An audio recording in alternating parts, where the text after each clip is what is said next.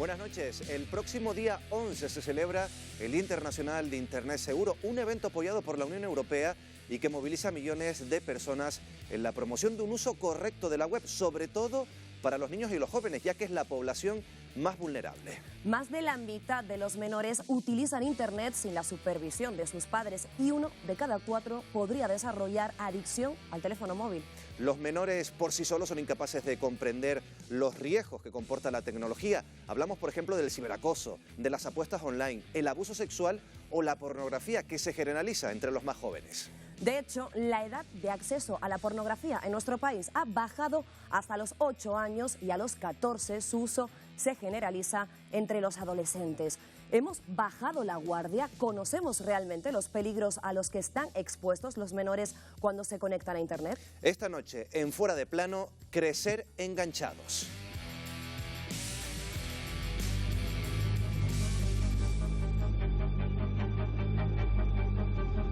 Estas madres están viendo algo que sus hijos ven casi a diario. ¿De qué se trata? ¿Por qué reaccionan así?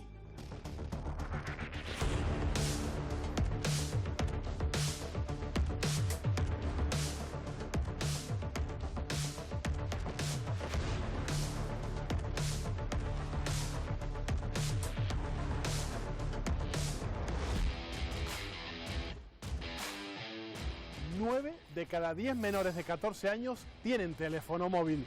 Su uso en los colegios se ha generalizado.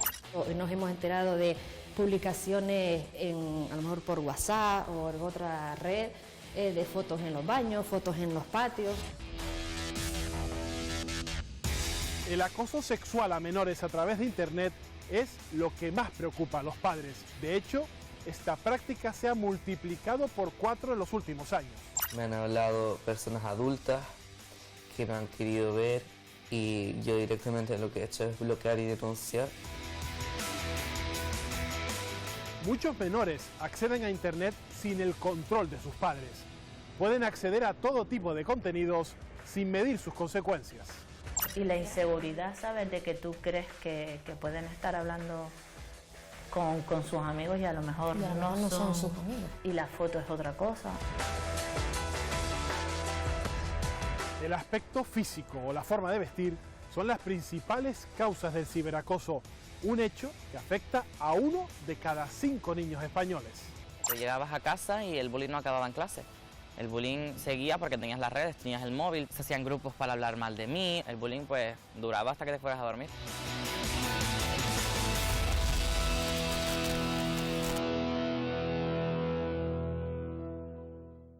La fama y la fortuna se encuentran en Internet. Lo que se te ocurra se encuentra en Internet. Internet llegó a nuestras vidas en los años 90. 3 décadas han sido suficientes para que se haya convertido en imprescindible.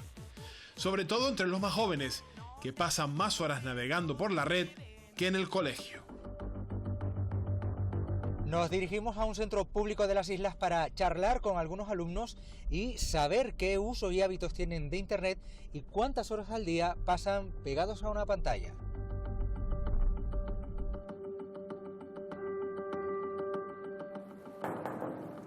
¿Se puede? Sí. Hola chicos, José Antonio, Gabriel, Emma, ¿ustedes cuántas horas pasan al día delante de una pantalla, sea de móvil, sea de ordenador? De 3 a 5 horas más o menos. Máximo 5, lo mínimo puede ser 2, pero... Yo casi todo el día. Casi todo el día. ¿Y qué ves en las pantallas durante todo el día? Pues YouTube máximamente, vídeos para ganar fama, dinero. Lo normal que veo son cosas de videojuegos, Call of Duty, esas cosas. ¿Los 3 tienen móvil? Este reloj hace lo mismo que un móvil, que es lo que ahora mismo necesito, porque un móvil ahora mismo no me hace falta. Chicos, ¿dónde puedo encontrar a sus profes para hablar con ellos? En el aula de segundo de primaria. Muy bien, gracias, les dejo trabajando. Adiós. Adiós. Hoy he dejado mi teléfono para no llamar. Comunidades como la de Madrid ya han propuesto prohibir el uso de teléfonos móviles en las aulas. ¿Es una buena idea? Leticia, Pilar, ¿qué tal? Bien. ¿Está permitido el uso del móvil en clase? No, los centros de educación primaria han tenido la decisión de no usarlos aquí en el centro. Además, creo que con las edades que tienen no es adecuado. Yo creo que sí se podría tener a partir de cierta edad, lo que pasa es que tiene sus inconvenientes. Lo que sí tenemos que darnos cuenta es que el móvil es una herramienta que los niños la ven todos los días en casa, o sea, sus padres están continuamente utilizando el móvil. Lo que pasa es que tiene que tener el buen uso, como dice ella, pero es que hay muchos niños que muchas veces se aprovechan o algunos lo traen a escondidas. Nos hemos enterado de publicaciones a lo mejor por WhatsApp o en otra red, de fotos en los baños, fotos en los patios, entonces por eso yo me freno un poco en ese sentido. 24 horas en internet, oh yeah. 24 horas en internet, oh yeah. Casi el 89% de los jóvenes canarios utiliza internet habitualmente. El 65% lo hace sin el control de los padres. Tengo que bajarme. Daniel, tú hace unos años tuviste una mala experiencia con el uso de internet. ¿Qué te pasó? Yo me dedicaba, en vez de estudiar, a mirar vídeos. No lo hacía queriendo, sino yo iba a ver a lo mejor un vídeo, tenía un momento libre y decía, bueno, después de este vídeo me pongo a estudiar.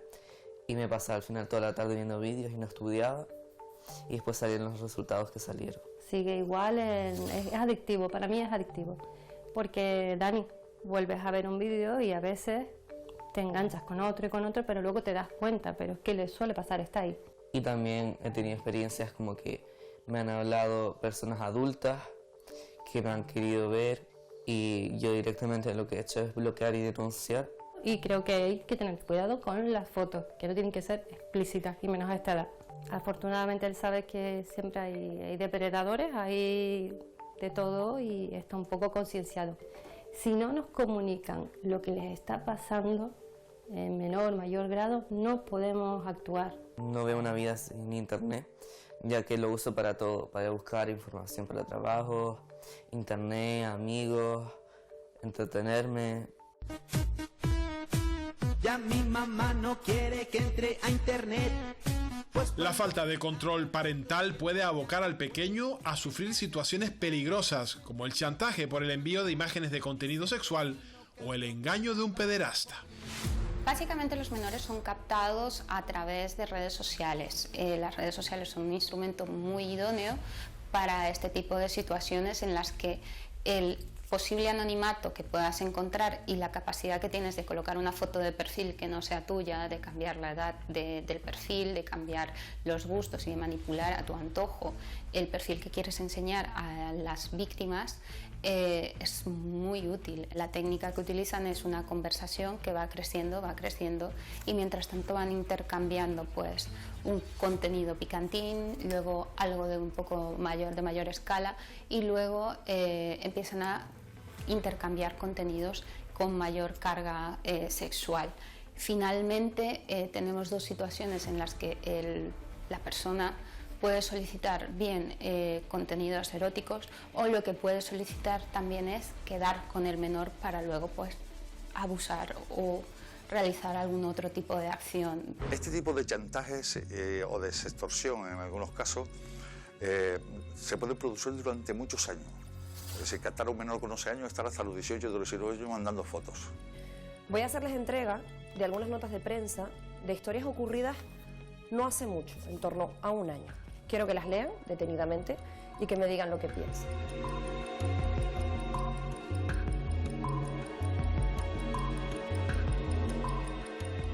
Es que a mí lo que me sorprende es que sea una niña de 13 años, ¿vale? Mi niña tiene 12 y yo no la veo pidiendo eso. No conocía lo del grooming. Ha sido la primera vez que lo había oído. Es verdad que al ver ahora estas cosas se te mete como un poco más el miedo en el cuerpo. Sí, y más conciencia. Y la inseguridad, ¿sabes? De que tú crees que pueden estar hablando con sus amigos y a lo mejor no son sus amigos. Y la foto es otra cosa, no sé. ¿Cómo podemos detectar que nuestro hijo está siendo víctima de acoso? Y principalmente suele haber cambios en la conducta. Se suelen mostrar más retraídos. Suelen mostrar a lo mejor más rabietas, suelen tener a lo mejor como más enfados que no sabes muy bien por qué se producen. Si hay hermanos, pueden llegar a discutir más con el hermano. Se encierran en la habitación y no salen durante mucho tiempo. Se vuelven más silenciosos. Son indicios de que algo le está pasando al niño o la niña que está pasando por esta situación. ¿Y hasta qué punto tienes el control sobre esas redes sociales de tu hija para saber si en algún momento determinado pueda pasarle algo de esto? De vez en cuando me cuelo en su móvil y se lo registro un poco. Hablo mucho con él, tengo mucha confianza, pero como adolescente que es, hay muchas de las cosas que supongo que no contará en casa y no, más bien lo debatirá con sus compañeros. Y es verdad que siempre tengo ese miedo, porque sí, es verdad que es una niña muy sana, muy tranquila, y tengo ese miedo de que la engañen. Se buscan valientes que expresen lo que sienten, se buscan valientes que apoyen y defiendan al débil. El aumento de expedientes incoados por delitos contra la intimidad pone de relieve la importancia que las redes sociales tienen para los menores. Y hay una clara relación entre el uso de las redes sociales y el aumento de delitos contra la intimidad entre menores. De hecho, el tipo más frecuente que vimos, tanto el año pasado como en el 2018, es el sexting, que consiste en la difusión de material comprometido que se ha obtenido inicialmente con el consentimiento de la persona afectada, pero que posteriormente se cede a terceros sin su autorización.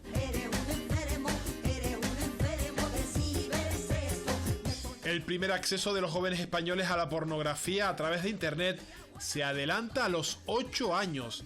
La mayoría son chicos. Cuando un menor de 8 años lo ve, probablemente es de forma accidental o porque están haciendo una búsqueda, pues una búsqueda que no estará supervisada, entiendo, y acceden a información que no es la información adaptada. Hay que hablarlo. Si tuvieran una buena educación sexual, si tuvieran competencias y valores, probablemente tendrían capacidad de discernir entre lo que ven y lo que realmente desean. No puede ser una pelea ahora decir vamos a eliminar la pornografía, porque no lo vamos a lograr. El esfuerzo tiene que estar en otro lado, en la educación. No te metas a mi Facebook, no te metas por favor. Además de poder utilizarse como un instrumento para la violencia machista, las redes sociales facilitan el control de la pareja. Sí, yo conozco a gente que tiene la contraseña de su pareja y además tiene a lo mejor la cuenta en su propio móvil. Cada vez somos más controladores con nuestra pareja y con el tema de las redes sociales siempre intentamos saber todo lo que está haciendo. Si no me das la contraseña es que no confías en mí. Está bien que sean pareja y compartan cosas, ¿no? Porque al fin y al cabo es una relación, pero la privacidad tiene un límite. Yo incluso tuve una pareja que a lo mejor si no le respondía y tardaba mucho en responderle, le mandaba mensajes a mis amigos para saber dónde estaba, qué estaba haciendo. Me dejaste en visto. Si no te contesto es porque no puedo en ese momento, no porque no me interesa hablar contigo. Y a lo mejor es por el simple hecho de que no tienes el móvil o se te quedó sin batería o simplemente no quieres hablar con esa persona y lo dejas por ahí. Conozco gente que incluso usaba antes mucho las redes sociales, tuvo novio y a lo mejor no sube ya muchas publicaciones, deja de comentarle a otras personas porque tiene miedo de que el novio se ponga celoso y se enfade.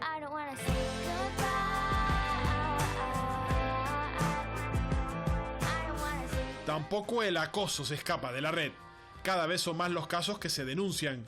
150 millones de jóvenes de todo el mundo afirman haberlo sufrido. Algunos han llegado incluso a quitarse la vida. Como te vea por la calle, te voy a tirar piedras. Verte solo me provoca asco.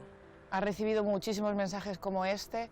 ¿Cómo empezó todo? La primera vez que tuve contacto con la palabra bullying fue sobre los 10 años cuando cambié de colegio, porque era un niño distinto, un niño diferente, tímido, sensible. Y luego cuando empecé la época del instituto a los 12, pues claro, fue a más. En plan, metiéndose conmigo constantemente, palabrotas, insultos. Llegabas a casa y el bullying no acababa en clase.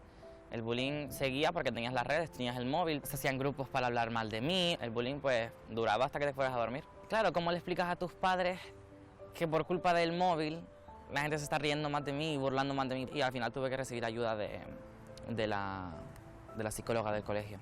El único que es raro es el que intenta ser normal. Cae debajo del cuerpo. ¿Te ha cambiado tu personalidad desde que recibiste este ciberacoso? Sí, un poco para peor porque ahora soy mucho más insegura de lo que era antes. En el sentido de a la mínima es como, y no puedo poner estas fotos porque a lo mejor van a decir que soy gorda. O hoy no puedo poner esta foto así porque a lo mejor van a decir que es algo fea. Tengo que tener cuidado con lo que subo porque a la mínima pues, se pueden burlar de mí. A la mínima puedo hacer otras me reír. No me arrepiento de haber tenido las redes, pero sí me arrepiento de haberlas tenido tan joven.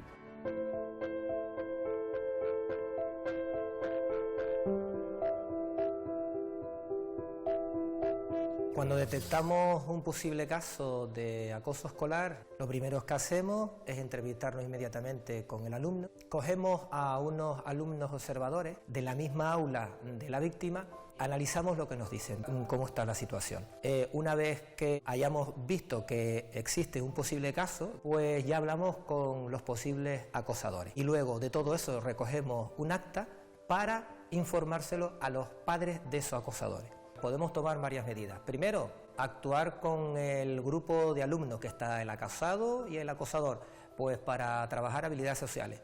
También se puede dar el caso que cambiemos el acosador de grupo sobre la marcha. Demostramos a la víctima que hay solución, que hay respuesta.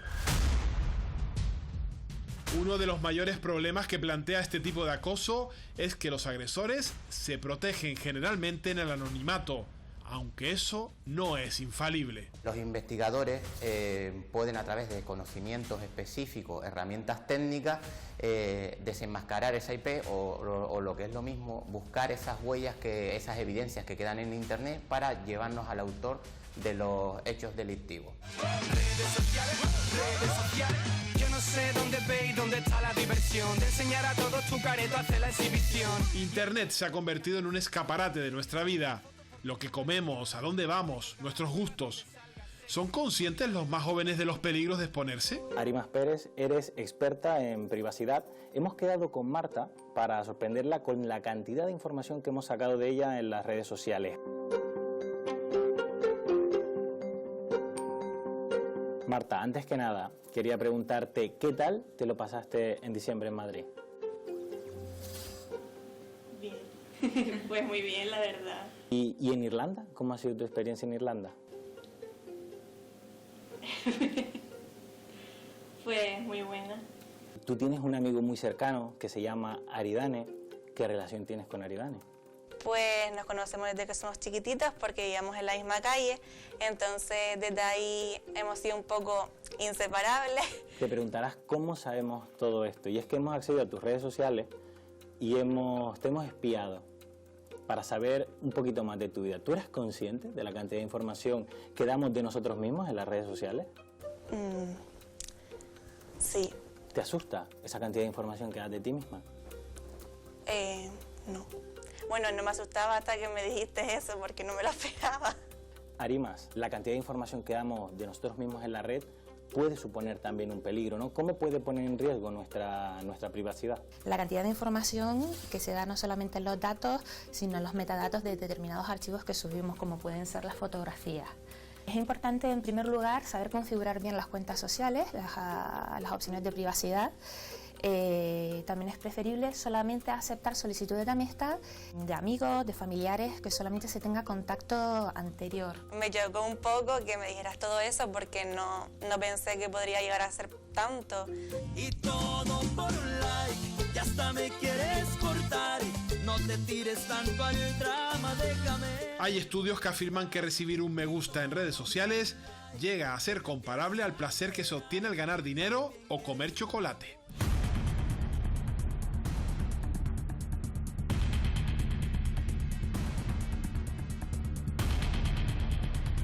Se supone que ellos hacen estas publicaciones pues para poder reforzar su autoestima e incluso su ego. Si esta publicación que ellos están haciendo no llega a las expectativas que ellos tenían, a la repercusión que ellos esperaban, pues puede aparecer un malestar, a lo mejor un estado de nerviosismo, enfado con los contactos virtuales que tienen. ¿Qué locuras son capaces de hacer los jóvenes por conseguir un me gusta? Me entran a sitios que está prohibido. Grabar caídas a gente, amigos, en plan aquí, pum. Y claro, es decir, como buscas algo extremo o arriesgado para que la gente que diga, ños, qué atrevido, qué valiente eres. Salir desnudo en una historia o solo en braga o lo que sea, o en calzoncillos solo para conseguir gente que lo siga. Inventarse, no sé, enfermedades, problemas. Realmente no es una vida real la que tú estás llevando, porque sí, puede parecer muy bonito en la foto, pero después apagas el móvil y tu vida es una basura. ¿Cómo no pasar 8 horas conmigo? Si soy lo último que ven tus ojos antes de dormirte. El acceso a Internet se produce sobre todo con los teléfonos. Un 70% de los menores de 12 años ya tiene uno. Muchos de ellos tienen miedo a no tenerlo en la mano. La nomofobia es el miedo irracional a no llevar el móvil encima. Un miedo a no poder comunicarse, a no poder estar en las redes sociales, a no poder whatsappear, a no poder utilizar el móvil en general. Aproximadamente, según los estudios, un 53% de los usuarios la padecen. Hemos citado a 3 jóvenes que no se conocen entre ellos para hacer un experimento. Los vamos a dejar solos en esta sala durante 1 hora, sin teléfono móvil, con juegos de mesa y unos periódicos. ¿Cómo reaccionarán? ¿Cómo se llama? Yo, Joel. Yo, Niurka.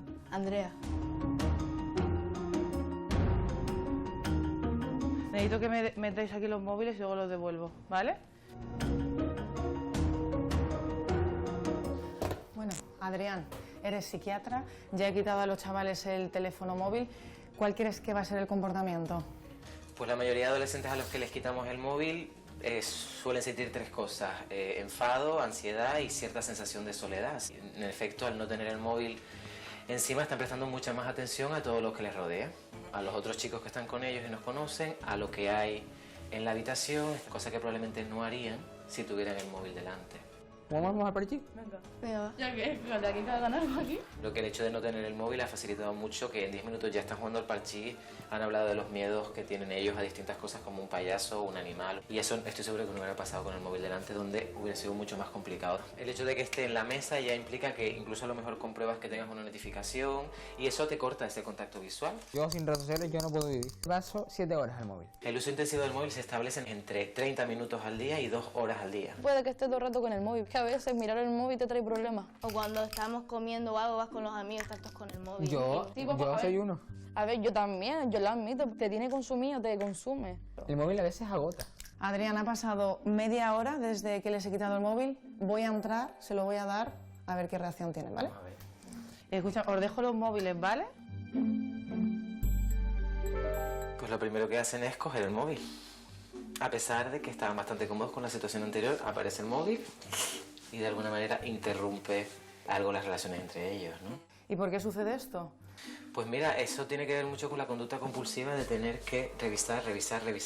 El móvil lo que tiene es esa tendencia a comprobar, ¿no? La necesidad de comprobar de forma compulsiva si te ha llegado algo.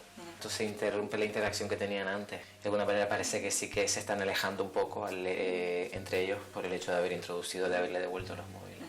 Adrián, ha pasado 1 hora, han estado media hora sin móvil, otra media hora con móvil. Vamos a entrar y a decirles la verdad. Vamos. ¿Qué tal? Bien. ¿Cómo estáis? Bien. Hemos hecho un experimento, ¿vale? Con ustedes, porque queríamos ver cómo reaccionabais. ¿Ustedes creen que con el móvil en 10 minutos, que llevaban 10 minutos hablando y tal, con el móvil hubiera sido tan fácil o creen que hubiera costado hubiera apartado muchísimo más. Porque el móvil como que te atrae y te aleja de las personas que tienes cerca. Pero lo primero que habéis hecho es mirar el móvil. Ya es la inercia ya que tengo. Es una tentación. ¿Qué os ha parecido esta experiencia? A mí me ha enseñado a socializar más con la gente. Pues me ha enseñado que a veces es mejor dejar el móvil a un lado y centrarte en la gente que te rodea. Pues a mí me ha ayudado a despejarme un poco de los problemas, de los rollos de clase y todo eso y hacer amigos nuevos. En una dirección de internet, un foro de forofos, de pelis de terror y de serie B. Casi el 9% de los jóvenes en Canarias está en riesgo de adicción al móvil y las redes sociales. ¿Qué podemos hacer para evitarlo? Es muy recomendable desde pequeñitos acompañar a los niños en el uso de tecnología, pero acompañar, estar con ellos, igual que estás en el parque. Estás con la tablet y estás investigando YouTube con él o viendo un vídeo con él, no lo dejamos solo. Entonces el control parental puede ayudar a los padres a supervisar, a manejar, a monitorizar de alguna manera los espacios virtuales en los que está el menor. Pasar tiempo juntos de calidad, en el que yo no tenga encima de la mesa, como adulto, el móvil. Unos 16 millones de españoles son habituales de los videojuegos. La Organización Mundial de la Salud ha reconocido la adicción a ellos como una enfermedad.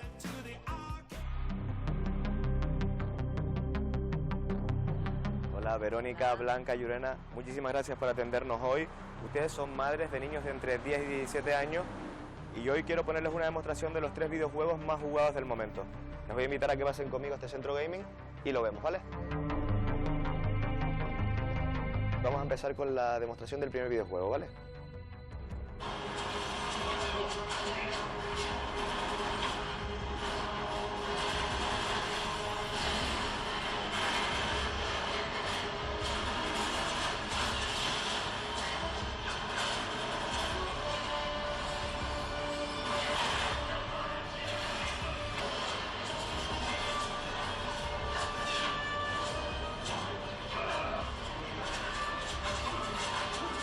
Bueno, yo he dejado para el final el más impactante.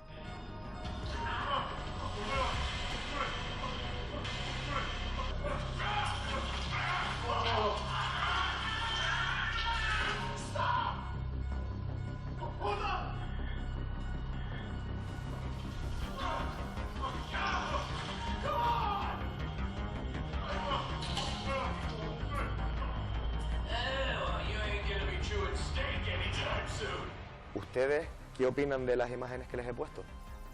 Hombre, de la última es bastante fuerte. Hemos pasado de un juego, para mí, que conocía muy poco, entre comillas, infantil, a algo que yo no he podido mirar ni siquiera a la pantalla. O sea, me parece increíble. Para mí es como ver una película de terror. O sea, le estás transmitiendo todo lo malo, no sé, con qué crueldad son las cosas, el dolor, el sufrimiento, es tan real.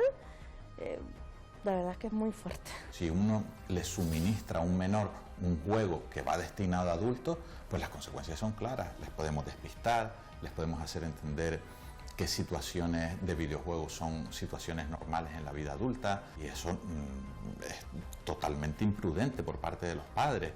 Me parece increíble que un niño de corta edad pueda acceder a un videojuego como esto, y creo que nosotros los padres seamos conscientes de ello.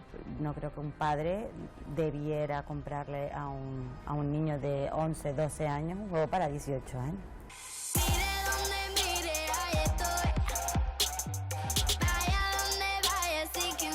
A pesar de los riesgos, hay jóvenes que han sabido sacar provecho a las nuevas tecnologías. Hola Sabrina. Hola, Pablo. ¿Qué tal? ¿Qué tal? Gracias por atendernos. ¿Qué tal? Arián, ¿cómo una niña de 3 años como tú, con 4 millones de seguidores en YouTube, cómo es convivir con esta fama, con esta popularidad? ¿Es fácil? La verdad, un día de tantas críticas, yo me las guardaba, y un día exploté y pues fue como un ¡pam!, ¿sabes? Una época de mi vida que fue, no sé, pero ahora la verdad estoy mucho mejor.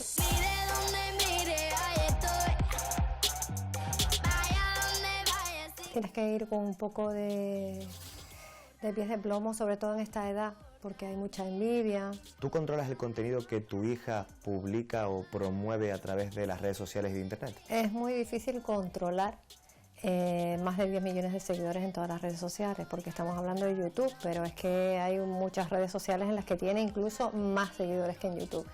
Ari es antes cantante que youtuber, porque cuando le abrimos su canal, realmente lo primero que colgamos en el canal fueron vídeos de música. ¿En algún momento has podido sentir miedo de que esta fama y esta popularidad que tiene Arián la haya podido cambiar? Sí, ese miedo lo tienes diariamente, como madre y como padre, pero nosotros siempre intentamos que Ari sea una niña normal. Mi madre siempre dice que los pies en el suelo. Yo solo digo que por los sueños hay que luchar y que si siguen por... El caso de Arián no es común. La gran mayoría de los aspirantes a youtuber no consiguen alcanzar la fama, lo que conlleva sus riesgos. Hay dos peligros fundamentales. Uno, que te frustres, porque los youtubers que nosotros vemos son uno entre 1 millón que da el saltito. Y otro es la gestión del ámbito público. Es decir, a uno al principio, cuando tienes pocos seguidores o más o menos seguidores, te puede resultar agradable que te reconozcan por la calle, pero después no te resulta nada agradable que te reconozcan permanentemente en la calle. Los juguetes son una diversión. El uso de las tecnologías está al alcance de los menores desde que nacen, a través de los juguetes conectados, pero es necesario extremar las precauciones. Eso que acabas de hacer, pulsar, jugar, conectarse a la aplicación, ¿qué peligros encierran los juguetes conectados? Lo preocupante es cuando un determinado juguete, pues por ejemplo, le hace preguntas a un niño. La dirección de correo, un número de teléfono, etcétera, normalmente con la idea de contacto.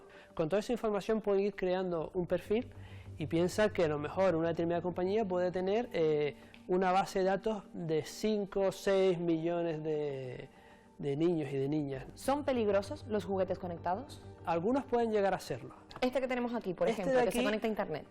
Esto de aquí pretende ser una simulación de un teléfono móvil, ¿vale? Permite acceder a internet, permite utilizar determinadas aplicaciones, es imposible establecer un 100% de seguridad. Evitar que los menores utilicen internet es misión imposible. Que lo hagan con cautela y sin caer en la adicción es responsabilidad de los adultos. Tenemos que enseñar a familias, a docentes y al alumnado a hacer un uso racional.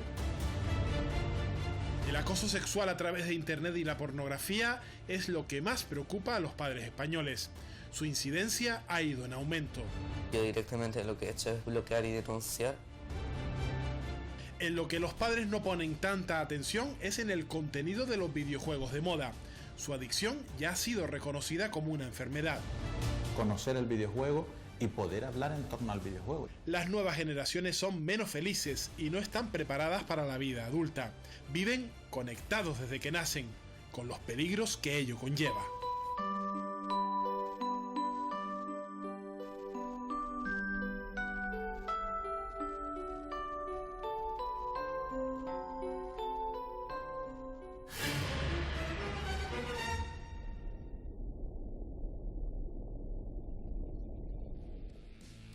Bueno, ya lo han visto, los menores están cada vez más enganchados a las nuevas tecnologías, cada vez pasan más horas frente a las pantallas, el ordenador, el móvil. Vamos a hablar largo y tendido esta noche de los peligros que ello conlleva, pero antes, como siempre, en este inicio vamos a presentar a los colaboradores que nos acompañan. Juan Capafons, Juan Luján, Chicha Rosarena, Reyes Martel, Pedro Crespo y también Armando Ojeda. Buenas noches a todos. Buenas noches. Y empiezo por Juan, además catedrático en psicología. Juan, hemos visto el acceso que tienen estos jóvenes menores a los móviles, a las tabletas. ¿Es normal que un niño de 9, 10 años tenga un móvil? Es normal porque es frecuente, pero no es deseable. Lo ideal es que sí tenga un uso, un buen uso, es decir, que accedan a las nuevas tecnologías a través de los dispositivos, es casi recomendable. La cuestión clave es que no sientan que es propiedad, que no es su móvil, no es su ordenador, no es su tablet, sino que el padre, la madre, los tutores dirigen y cotejan y revisan por dónde viaja y cuánto tiempo viaja. Esa es una de las claves. Hemos visto también en el reportaje, Reyes, jueza de menores, cómo algunos padres dicen, pues yo espío un poco el móvil de mi hijo o controlo un poco lo que ve en internet. Pero sabemos que la ley aquí hay una frontera a veces muy fina. Esto es legal, esto es no legal, los padres pueden espiar. A ver, los padres tienen que velar por los hijos. Es que como todo tiene matices, ¿eh? Es cierto que la Ley de Protección Jurídica del Menor establece que ellos tienen derecho a su intimidad, que no puede ser vulnerada. Pero también hay algo muy importante, que es el ejercicio de la patria potestad. En esto ya hay jurisprudencia, en el sentido de que efectivamente, en interés superior de los menores que tienen que contemplar los padres, tienen que adoptar determinadas cautelas, y lo diremos, luego profundizaremos en esto, entre otras, pues ante determinadas circunstancias, poder acercarse y medio espiar, si podemos llamarlo de alguna manera, los móviles, redes sociales de nuestros hijos. Digo con matices. Hablando de esa cautela, de ese control, ¿crees, Armando, que los padres tienen ese control o la imagen de dejar a un niño o una niña con la tableta y perderle de vista se ha convertido en algo habitual? ¿La tableta o el móvil también? Se ha convertido en algo habitual, lo preocupante es que se convierte en algo habitual demasiado pronto, y hablamos incluso de niños pequeños a los que se les da una pantalla para que no interrumpan en el restaurante. Eso yo creo que aquí hay más expertos que lo que puedo hacer yo en ese apartado. Creo que es en absoluto recomendable. Los padres evidentemente no controlan todos los contenidos que emiten o reciben sus hijos, Y eso en cierta forma también es natural, porque no controlan todos sus intereses. Pero sí es verdad que tiene que haber, yo hablaría también de tutela, que es importante. Efectivamente. Vigilar también, estar encima. Los menores, ya lo hemos dicho, son un colectivo muy vulnerable a los peligros del mal uso de Internet, sobre todo las chicas. El 7% de las jóvenes canarias están sometidas o han sido sometidas a un acoso a través de las redes sociales. Se llama ciberacoso o ciberbullying. Nosotros, después de la publicidad, en unos minutos, vamos a hablar con una joven que ha vivido un auténtico infierno. Como decíamos, serán unos minutos.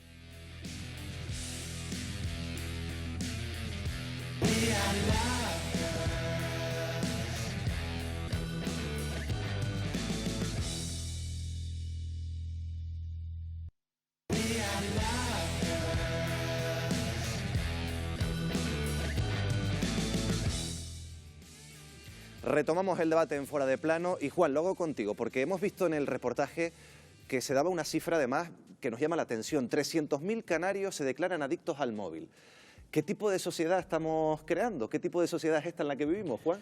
Pues no lo sé, la verdad es que en las encuestas la gente suele mentir, que se lo declaren, que sea, y ya es un gran paso si lo reconocen, ¿no? Yo, esta vez no como periodista y todólogo, sino como padre además de dos preadolescentes de 12 y 14 años, sí me preocupa esa dependencia, pero creo que un poco lo que ya se está apuntando por aquí, el tema tutelado, el acompañamiento, el saber lo que están haciendo. Yo creo que los padres y madres no nacimos aprendidos ni tenemos un cursillo, ¿no? Entonces hay que tener en cuenta que estamos obligados, nos guste o no, por ejemplo, las redes sociales, a saberlo. O sea, si un padre de un adolescente tiene que saber lo que es Instagram, lo que es Twitter, lo que es Musical.ly, porque sabiendo eso puede entrar ahí y conocer si existe la posibilidad de chat, conocer si existe la posibilidad, como existe, de control, ¿no?, de los seguidores, ¿no? Yo, por ejemplo, por un ejemplo, el caso de mi hija, le reviso cuando tiene seguidores en Musical.ly, que subía vídeos, y había uno, por ejemplo, que no conocía a ella y enseguida lo eliminó y se le puso cerrado, ¿no? Y hay padres y madres que desconocen que tienen sus hijos e hijas a lo mejor 2.000 seguidores de gente que no sabe ni siquiera si son adultos o menores. Lo que pasa es que los niños, las niñas, los hijos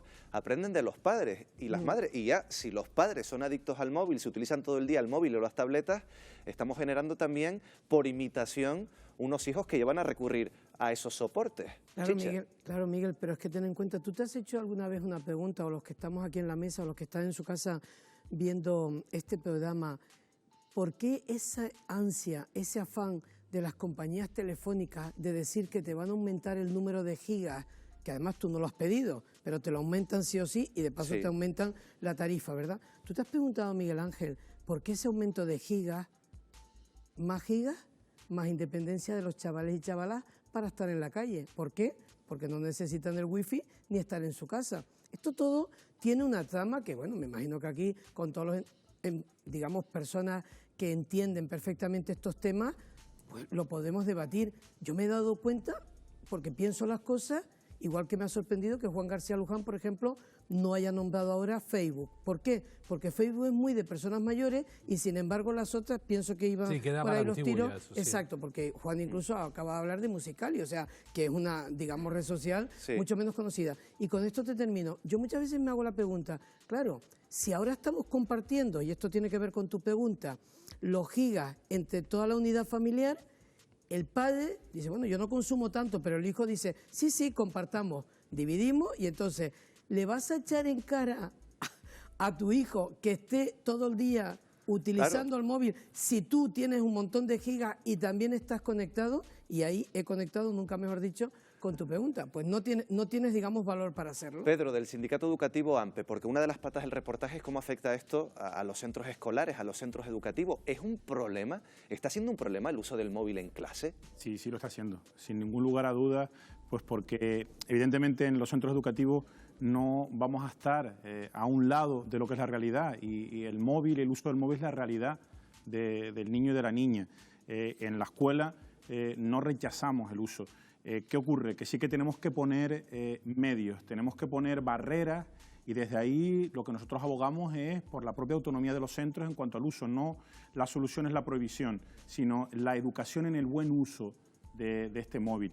Y en ese sentido nosotros sí que tenemos algunas dificultades cuando no se ha planteado ese buen uso, ya que pues incluso se graban a compañeros, se graban a profesores y tenemos denuncias recientes con sentencias recientes, pues porque se está viviendo esa situación desde el punto de vista del profesorado. Después más adelante profundizaremos un poquito más en ese entorno escolar, en cómo se puede limitar el uso de los móviles y qué hacen también otros países para evitar estos problemas, porque vamos a hablar en los próximos minutos también de los videojuegos. Hemos visto cómo reaccionaban algunas madres a los contenidos extremadamente violentos de los videojuegos que en muchos casos los compran los propios padres. Tenemos con nosotros a Javier Verdú, psicólogo de la Fundación IDEO. Muy buenas noches, Javier. Buenas noches. ¿Cómo afecta este tipo de videojuegos con estos contenidos tan violentos a los menores, al desarrollo de los jóvenes? Hombre, fundamentalmente afecta en el sentido de que se le está dando un contenido que no es apropiado para la edad del niño o de la niña. En este caso son los padres los que tienen la misión de supervisar el uso de los videojuegos, sobre todo adaptados a la edad del niño o de la niña, o del adolescente o la adolescente. Pero Javier, hay una pregunta clave y seguramente muchos padres hacen la misma cuestión. Si mi hijo juega con este tipo de videojuegos, cuando sea adulto, ¿va a reproducir estos comportamientos? No hay estudios claros que demuestren una conexión directa entre videojuegos violentos y conductas violentas. Lo que sí hay es por qué tiene que recibir un contenido violento a una edad no apropiada, en el cual no entiende el sentido de ese videojuego que está utilizando. Lo que pasa es que si nos encontramos con un riesgo, claro, que es normalizar este tipo de violencia, que normalicen actitudes que en otros casos sería completamente erróneo y ilógico. Exacto, yo creo que en otros ámbitos de consumo, de ocio, tenemos las películas, a nadie se le puede ocurrir una película de un contenido violento ser visionada por un adolescente un niño de 10 años. Con los videojuegos pasa exactamente lo mismo, ¿no? Bueno, gracias Javier, como decíamos, psicólogo de la Fundación IDEO, por acercarnos también a esta pata del debate de esta noche. Muy buenas noches. Buenas noches, Miguel. Juan, asentías con la cabeza a lo que decía Javier. Estamos hablando de los videojuegos, del acceso, no implica que de mayor reproduzcan estos contenidos, estas acciones, pero el riesgo de normalizar la violencia es muy alto. Sí, sobre todo de normalizar en el sentido de que puede estar bien, es decir, es entretenido. Mi hijo se acordará de las faenas que yo le hacía cuando se ponían estos juegos violentos, mataba y yo le decía, pues ha dejado viuda y 2 hijos. Es decir, claro. El juego es el juego, pero la realidad es que si eso ocurre en la realidad tiene repercusiones. Yo estoy totalmente de acuerdo con Javier, con mi compañero, en que no hay una relación directa y por tanto no podemos dramatizar o hacerlo dramático en el sentido de catastrofismo. Pero también insistir, lo que es superfluo, ¿para qué? Aunque parezca una perogrullada. Hay cosas que son superfluas. Y termino muy rápido, pero algo muy importante para los que nos están viendo. Esto es muy parecido a la educación alimentaria. Es decir, si tú a un chiquillo de 8 o 9 años o a una niña le llenas de bebidas azucaradas, no va a beber agua. Va a preferir la bebida azucarada. ¿Qué hacemos los padres? ¿Qué hacemos las madres? Pues educar en que beber agua, que puede ser menos gratificante, es mucho más saludable. Pues con los videojuegos exactamente lo mismo. Puede ser muy agradable determinadas conductas. Aquí, Reyes, además con tu experiencia como jueza de menores, aquí la supervisión, el sentido común de los padres, ese control, esa tutela que también decía Armando, es pues indispensable. Pues sí, totalmente. Es más, aquí se ha nombrado en distintos momentos una palabra fundamental, educación.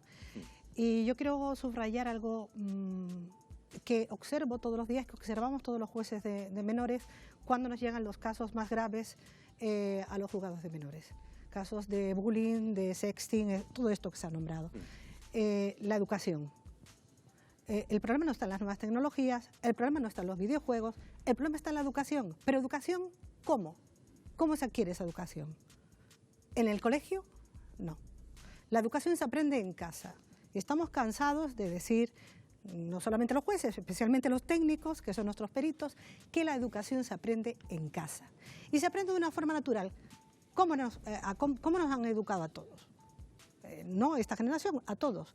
Pues nos han educado en nuestra casa de una manera fluida, casi sin darnos cuenta, con unos valores determinados. De eso se tienen que preocupar pues, los padres, y los padres somos los que nos hemos olvidado de muchísimas cosas, por falta de tiempo, por la vorágine que llevamos en nuestras vidas, porque, ojo, yo he contemplado como un bebé en el carrito y su hermano un poquito mayor, de unos 3 años, se encuentran en un bar, cada uno con un móvil, y los padres tomando una jarra de cerveza pues para que no me moleste el niño, y jugando, en este caso, pues al primer juego que pillan en el móvil, en fin. Son este tipo de cosas y comportamientos que habría que corregir. Vamos a sumar una voz también a este debate, la de Marc Masip, que es director del Instituto Psicológico Desconecta, y además pionero en un programa nacional para luchar contra las adicciones y para abordar precisamente las adicciones de los más jóvenes. Marc, muy buenas noches. Hola, buenas noches. Bueno, en Canarias, si no me equivoco, nos sale una media de 4 horas y media al día pegados al móvil.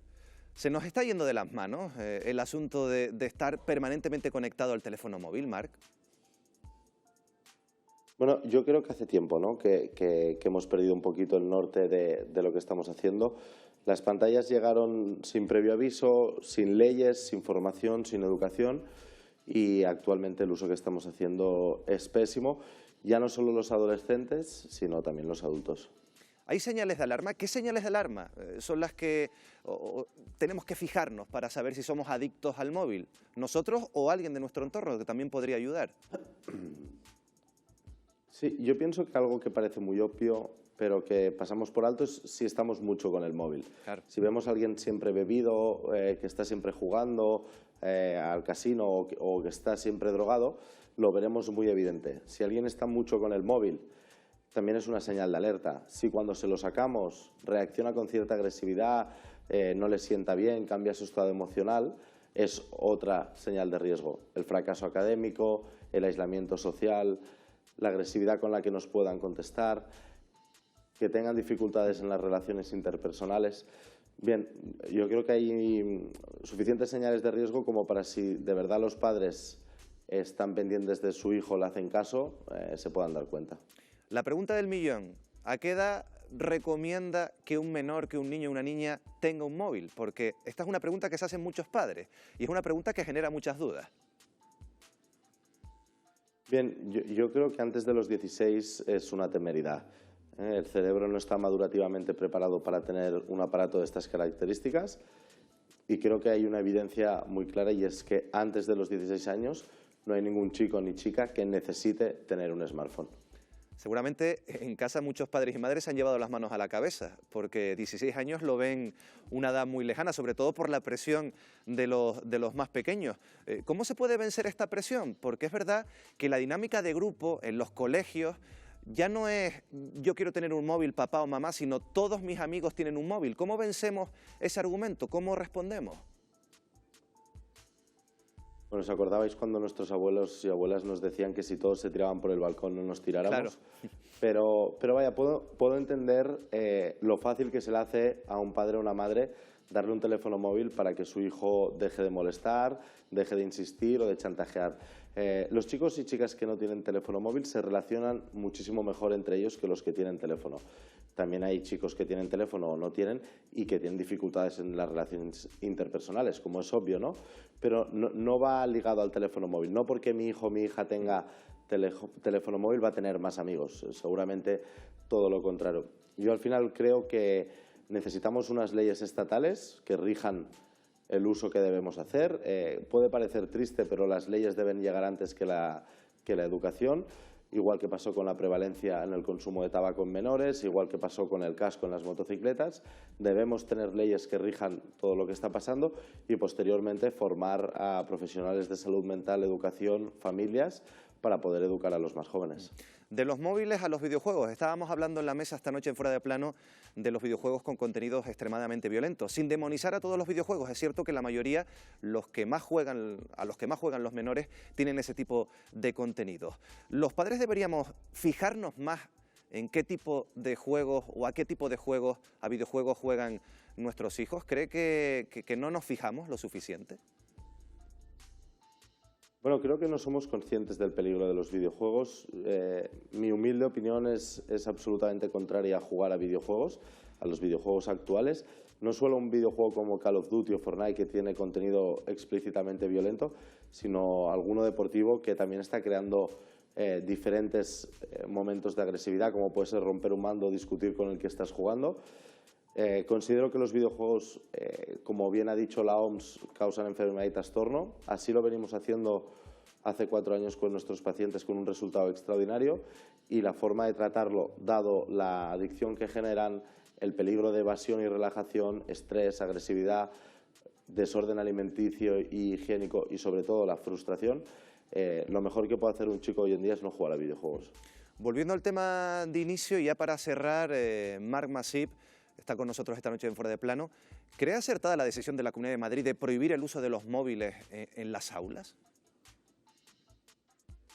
Me falta un añito más del que han dicho, porque creo que es de los 15 a los 16. Sí. Lastimosamente es solo para los colegios públicos y concertados. Tendríamos que ver qué pasa con los colegios privados, pero me parece un avance que se acerca un poquito a lo que hizo Francia, aunque también me sigue faltando otro año, o a lo que ha hecho China con la prohibición de videojuegos nocturnos para menores. Pero vaya, creo que a nivel de leyes puede ser un primer paso, lo que ha considerado la Comunidad de Madrid, pero nos falta una edad para no tener teléfonos móviles en el aula, que sinceramente creo que debería ser en toda la vida escolar, porque no le encuentro la necesidad de ningún tipo de aparato, menos el teléfono móvil en el aula. Y nos queda muchísimo más. ¿Qué pasa con los accidentes de España, ya que es la primera causa? ¿Qué debemos hacer con aquellos padres y madres que dan un teléfono móvil a su hijo para que se calle en un restaurante? ¿Qué debemos regir en muchísimos otros planos que ya nos surge para poder llevar un poquito más de orden? Marc Masip, muchas gracias por estar con nosotros en Fuera de Plano, en la Televisión Canaria. Hasta luego, buenas noches. A vosotros, un placer. Perdona, Juan, que me estabas pidiendo la palabra, pero sí quería preguntarle a Pedro, que conoce más el entorno educativo. Poníamos el ejemplo de Madrid, Galicia también se lo está pensando, la prohibición de los móviles. Marc Masip ponía el límite de los 16 años. ¿En Canarias, o Canarias debería promulgar algo parecido? Nosotros entendemos que se tiene que partir de la organización de cada centro. O sea, cada centro escolar, en función de la programación general anual, el desarrollo del currículum, puede utilizar esta herramienta y puede plantear horarios en los que se puede usar, determinadas materias en las que se puede usar y en las que no. Nosotros no creemos que la solución sea la prohibición, la solución es educar, y educar tanto en los centros escolares como, bien se ha dicho, en la familia. Y por ahí es donde se debe ir. Hay herramientas muy buenas y determinadas planteamientos que realizamos en los centros escolares en los que se usan, y es positivo. Juan Luján y Armando Ojeda, que me pidieron con todo el respeto a Marc Masip y a todos sus estudios, pero bueno, si confía todo en las leyes de prohibición y la primera causa de accidentes y de muertes es el uso del móvil, el móvil está prohibido conduciendo en España. Entonces, con las leyes prohibitivas, si se cree que se van a acabar las cosas, me parece que no creo que sea la fórmula, ni mucho menos. Y se podría pasar incluso del tener miedo a que nuestros hijos reciban bullying por el móvil a que reciban bullying porque no juegan al Fortnite o porque son unos extraterrestres con 16 años sin móvil. Quiero decir, yo creo que el tema está en el acompañamiento, en la línea que dice Pedro, en que hay que creer en el profesorado y no en el guardia civil que se te va a aparecer si tienes el móvil en el colegio. Pero en un momento, Juan, Chicha y Armando, venga. Chicha y Armando, venga. Armando no se enfada conmigo por esto, pero hay una cosa que Marc Masip ha dicho que para mí y para ti, que eres periodista, y para Armando y demás, está claro, ¿no? Cuando dice Marc Masip, se nos ha ido de las manos el tema. Pues en algunos momentos hay que reconocerle, sí, pero Juan, con la ley que no nos va... La ley, vale, esa es una parte. Después te ha puesto sobre la mesa, Miguel Ángel, un montón de temas que darían para otro, ¿no? Para varios programas. Pero fíjate que él dice, que tú has insistido, porque a todos nos ha llamado la atención, que él recomienda que los chavales tengan móvil a partir de los 16 años. Dani Suárez, en el comienzo de este reportaje, que por cierto este es un tema también de televisión pública total, dice que 9 de cada 10 niños menores de 14 años ya tienen móvil. O sea, si 9 de cada 10 niños menores de 14 años tienen móvil y Marc Masip, un entendido en la materia, dice que la edad adecuada es la 16, aquí algo falla. De todas maneras... Perdona, Reyes, Armando que me lo pidió antes y después vamos contigo. Sí, Armando. No, bueno, primero, valorar como creo que es muy poco realista la edad, yo se lo decía. No, la edad o comparar el tabaco con el casco de moto, con todos mis respetos, me parece muy poco aplicable muchas de las cosas que ha dicho. Lo que me parece muy llamativo es que constantemente seamos recurrentes en el debate de si hay que prohibir o no los móviles en las aulas. Vamos a ver, por mi modesto trabajo de campo, en la mayoría de los institutos está prohibido el uso del móvil en las aulas. Eso no ha arreglado ningún problema, eso ya existe. Francia hizo una regulación hace 2 años que fue de titulares, mediática, pero es que no hay que ponernos muy barrocos con esto. En la mayoría de los institutos está prohibido que un menor saque el móvil o se ponga a usarlo estamos hablando de secundaria, o se ponga a usarlo en el recreo. Esa realidad ya está. Y lo han decidido, como ha dicho Pedro, de manera autónoma los propios centros. Eso es así. Después, hombre, hay otra serie de cuestiones que yo creo que, francamente, lo de los accidentes, sí estoy de acuerdo en que hay que regular cosas que no están reguladas. Y probablemente por aquí me corrijan incluso más. Pero porque tenemos ahora un momento de vacío legal que está llenando la jurisprudencia y que está causando desorientación entre los educadores. Reyes, ¿hay vacío legal? Vamos a ver, ha dicho una cosa el psicólogo que es que, vamos a ver, la ley nunca puede venir antes que la realidad social. Claro que no. El derecho, lo que viene a regular es la vida de las personas, es la vida de la sociedad. Entonces, primero surge el cambio. La sociedad está, no ahora, ha venido a cambiar, ahora quizás demasiado rápido, ese es el problema, que hemos pasado a una sociedad postmoderna de una forma vertiginosa. Antes, un cambio generacional pues podía producirse cada 10 años, había una diferencia entre un niño de 10 y un joven de 20 años, ahora es que yo creo que 2 o 3 años ya hay diferencia. Entonces la ley, lo que no estoy de acuerdo, es que tenga que venir a regular antes situaciones que se dan por el cambio social, el cambio natural que siempre va a tener lugar en la sociedad. Cierto es que somos demasiado lentos, también porque, vamos, a mi modesto entender, si el legislador va demasiado deprisa, corre el enorme riesgo de ser contradictorio, claro, y de pues hacer más daño que remediar determinadas situaciones, ¿no? Juan, sé que me pediste la palabra, pero espérate, porque tenemos un testimonio más interesante y te voy a pedir valoración una vez que hablemos con ella, porque estamos hablando de que las redes sociales se han convertido también en un recurso para acosadores, para abusadores, que utilizan pues estos formatos y estos soportes para estar 24 horas, 7 días a la semana acosando a menores. Antes, por lo menos, cuando no existía este tipo de plataformas, llegabas a casa y desconectabas de lo que pasaba en el colegio o en el instituto, pero ahora, como decíamos, este acoso puede ser constante, ciberacoso, ciberbullying, se conoce también con estos nombres. Tenemos una persona, lo decíamos antes de irnos a publicidad, que vivió un auténtico infierno. Ella es Vicky Suárez. Vicky, muy buenas noches. Hola, buenas noches. ¿Cuándo comenzaste? ¿Con qué edad comenzaste a sufrir este tipo de acoso? Pues sobre más o menos, creo que los 8 años, si no me fallan los cálculos. Yo sé que estaba en 4º de primaria y se prolongó hasta 3º de la ESO, más o menos.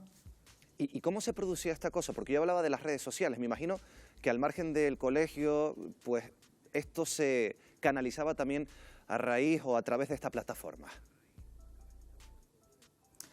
A ver, en mi caso, por lo menos, la mayor parte se producía en lo que iba siendo en el ámbito escolar, aunque sí es verdad que a veces, a lo mejor de manera muy puntual, hombre, depende, cuando fue avanzando ya no era tan puntual, pero te hacían llegar algún mensaje. Por esa época usábamos Messenger, 20, entonces a lo mejor te llegaba algún mensaje porque tú te quejabas de algo y te decían, pero ¿qué te crees que estás haciendo? ¿Por qué te estás quejando? Eres una chivata, y pues te llegaban mensajes así que de primera dices tú, muy inocente, pero uno tras otro, tras otro, tras otro, pues tiene sus efectos.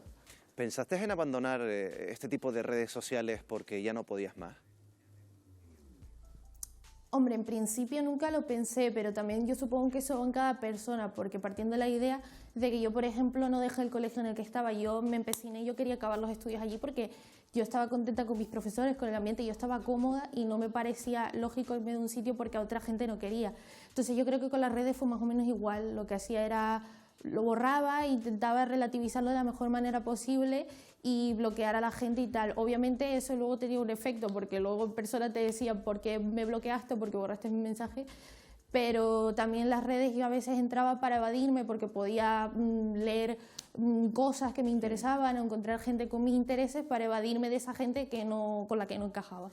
¿Esto se lo comunicaste al centro escolar? ¿Cómo reaccionaron los profesores cuando les explicaste lo que estabas viviendo? Pues para empezar, yo primero se los comuniqué cuando estaba en quinto de primaria porque teníamos una excursión de final de curso y me empezaron a amenazar para que no fuese. Entonces esa fue la primera vez que lo comunicamos porque yo se lo conté a mis padres y lo comunicamos. En ese primer momento pues dijeron que eran juegos de niños, que no pasaba nada y tal y cual, pero como yo seguía empecinada, que yo quería ir porque realmente era una actividad que me interesaba, pues fui y bueno, más o menos los profesores intentaron mediar ahí para que se calmase la cosa. Total, que no se calmó y en tercero de la ESO, pues un día pues normal, llegué a mi casa y reventé y no podía más y reventé. Y mis padres al día siguiente primero fuimos al centro de salud a hablar con el médico y todo el tema, y enseguida con ese papel médico pues fuimos a hablar a la dirección del colegio. Y sí es verdad que las cosas como son, desde la dirección del colegio no se implicaron mucho, en ese momento la dirección que había no se implicó para nada, sino que fue todo gracias a los profesores que constantemente estaban pendientes de mí, preguntándome cómo estaba, ellos se encargaron de hablar con la clase, etcétera, etcétera, o sea que por ese lado yo nunca he tenido queja. ¿Y cómo lograste tú superarlo personalmente? Pues yo creo que, claro, es que depende de cada persona, ¿no? Como todo. En mi caso, en mí contarlo y buscar ayuda profesional, que yo creo que esa es la clave de todo, buscar ayuda psicológica y que te hagan entender que tú no eres el problema en ningún momento, que si se meten contigo por ser como eres, el problema lo tiene esa gente, no lo tienes tú, y empezar a aprender a relativizar todas esas cosas que a priori a lo mejor cuando eres pequeño tienes que madurar y crecer muy rápido para entenderlo, pero básicamente yo con la ayuda y con el apoyo de mi familia y de mis amigos más cercanos fue como lo fui dejando atrás pues hasta ahora. Vicky, una última pregunta. ¿Qué le dirías ahora mismo a un chico o a una chica que esté en tu situación y que no sepa qué hacer? ¿Qué le dirías tú cara a cara? Pues ante todo que todos tenemos a alguien que le tenemos máxima confianza, bien sea un primo, un hermano, un tío lejano, un profesor, siempre va a haber alguien con quien conectamos. Pues que vaya a hablar con esa persona sin ningún tipo de miedo, es decir, si se te están metiendo contigo sin ninguna razón, no es justo ni para ti ni para nadie que esté en esa situación. Que hablándolo y buscando ayuda se sale y que tu vida no se estanca ahí, sino que todos hablarlo para entender las cosas, porque es un tema más bien de comprender qué es lo que pasa y cómo funciona, y que a raíz de eso, con mucha paciencia y con el cariño de las personas que tengan más cerca, pues que de verdad que se sale. O sea, yo siempre que lo digo, cuento en plan, yo ahora estoy acabando una carrera, estoy llevando una carrera musical aparte, entonces pues mi vida no se ha estancado en ningún momento, yo he seguido adelante y con mis objetivos y mis cosas muy poquito a poco. Vicky, nos quedamos con esas recomendaciones y te agradecemos mucho que nos hayas contado tu experiencia y sobre todo esa experiencia positiva de superar también ese acoso, ciberacoso también en muchas ocasiones. Vicky, lo dicho, muchas gracias y buenas noches. Gracias a ustedes, buenas noches. Bueno, Juan, te lo decía, era un testimonio importante de una menor en su momento que tuvo que superar una situación muy difícil. Lo que ha dicho Vicky, más o menos, cumple las recomendaciones también de esos perfiles que se enfrentan a este tipo de situaciones. Y que me viene al pelo porque realmente tenemos que ser conscientes que estamos con viejos problemas en nuevos cauces. Es decir, un griego clásico, un romano, un babilonio, no se crean que se quedaría aquí desconectado, simplemente no sabría lo que es Internet, no sabría lo que es Instagram, etcétera. Pero los problemas humanos que se están tratando, de la agresión, del abuso, del trato inhumano, de lo placentero a costa de lo saludable, es tan antiguo como la humanidad. Ahora, el problema añadido y grande es que tenemos nuevas tecnologías que amplifican, que dan una velocidad y una accesibilidad que hacen que tengamos que tomar riendas sobre el asunto. Y sobre mi compañero que ha hablado anteriormente, yo sí quiero subrayar a lo que ha dicho, que yo estoy totalmente de acuerdo. La propiedad, el sentido de propiedad de un joven, de que el teléfono no es suyo, de que el ordenador no es suyo, de que la tablet no es suyo, que está prestada para una serie de actividades, es clave para que luego no ocurra lo que nos ocurre con los jóvenes. Brevemente, Pedro, que me pediste rápidamente la palabra. Yo creo que es que ha dado la clave la alumna. Es fundamental lo que es la relación, en este aspecto como en otros muchos, lo que es la relación familia-profesorado. Es decir, cuando se detecta alguna situación compleja a este nivel, tenemos que tener relación, tenemos que compartir esas inquietudes y buscar soluciones en común. No tenemos que separar escuela de familia, tenemos que ir siempre en la misma. Y en este caso, fundamental. Chicha, no me mires mal, No, ahora no. te daré paso porque tenemos que seguir avanzando y tenemos que tratar también un tema muy importante, un tema que ha protagonizado también parte del reportaje, la pornografía, sobre todo el acceso de los menores a los contenidos pornográficos. En España, la media de edad de los menores que acceden por primera vez a páginas porno ha bajado. Nos encontramos con chicos, Wendy Fuentes, muy buenas noches, con chicos de hasta 8 años. Sorprende el dato y además con bastante frecuencia. Muy buenas noches, Miguel Ángel. La edad de acceso, como bien decía, a la pornografía en España se ha adelantado a los 8 años y se generaliza a los 14. Los chicos son los grandes consumidores de pornografía. El 87% asegura haberla visto alguna vez y casi un 30% de ellos se llegan a considerar adictos. Además, los expertos consideran que el consumo de pornografía provoca consecuencias negativas en los adolescentes. La magistrada de Violencia de Género, Auxiliadora Díaz, advierte sobre ello. El hecho de acceder a la pornografía, donde nos encontramos día a día una cosificación de la mujer, actos de violencia contra la mujer por razón de género, por el hecho propio de ser mujer, yo creo que es un gran error. Los niños y niñas consideran que es el estándar y que es lo normal a la hora de tener o empezar a tener relaciones sexuales entre chicos de jóvenes, ¿no? Este tipo de pornografía está detrás del aumento de prácticas sexuales de riesgo, es decir, aquellas que pueden tener un impacto negativo sobre la salud, sexo sin preservativo, en grupo o con violencia, y con una consecuencia: el 50% de los jóvenes reconoce haber incrementado estas prácticas después de consumirla. ¿Cómo acceden los jóvenes a estos contenidos? Internet es su puerta de entrada principal. 3 de cada 4 adolescentes consumen pornografía en la red, pero ¿cómo evitarlo? En Francia van a pedir a este tipo de portales que apliquen un sistema de control parental que sea efectivo y que impida que los menores accedan a la pornografía. Emmanuel Macron advierte que si en un plazo de 6 meses estas páginas no aplican los cambios, endurecerá el Código Penal, dando poder a los jueces para que bloqueen los contenidos. ¿Es posible aplicar medidas como estas en España? En relación con el control parental, que parece ser que se quiere instaurar en Francia, yo creo que es una idea maravillosa. Sobre todo, no solamente que se instale o que se obligue a lo que son las plataformas a incorporar ese control parental, sino que también, por otra parte, la posibilidad, tal y como se establece en el ordenamiento jurídico español, concretamente en el Pacto de Estado, una de sus medidas es la posibilidad de poder cerrar estas páginas cuando efectivamente no cumplan, a lo mejor, con ese control parental. En Reino Unido intentaron un sistema similar, pero fracasó ante la imposibilidad técnica de bloquear estas páginas. Por eso, esta noche nosotros nos preguntamos si son viables este tipo de medidas o si, por el contrario, debemos exigir a los padres, Miguel Ángel, una mayor responsabilidad sobre el uso de Internet en los menores. Pues los trasladamos a la mesa y empezamos por Chicha. ¿Son factibles aplicar este tipo de medidas en nuestro país o hay que pedirle más responsabilidad a los padres, que estén más encima? Ángel, factible siempre es todo si lo aplicamos bien y, digamos, no transgredimos ningún tipo de ley ni nada que se le parezca. Hay una cosa que está clara. A mí, yo lo reconozco, ¿no? Y por eso antes quería intervenir y me gastaste la broma de que no te mirara mal, ¿no? La verdad es que el testimonio de Vicky Suárez, la anterior chica, para mí ha sido un testimonio que se debería de llevar incluso como documento a colegios y demás, porque ella ha dicho muchísimas verdades y ahí también hay una cosa encubierta, que lo dice otra protagonista de reportaje en un momento dado, ¿no? Que se arrepentía de haber utilizado las redes sociales demasiado pronto. Pero con respecto a lo que tú me estás preguntando, que lógicamente también Reyes Martel tendrá más que decir que yo, Auxiliadora lo encuentra bien, lo que quiere decir, y Auxiliadora es una entendida en la materia, no es una cualquiera.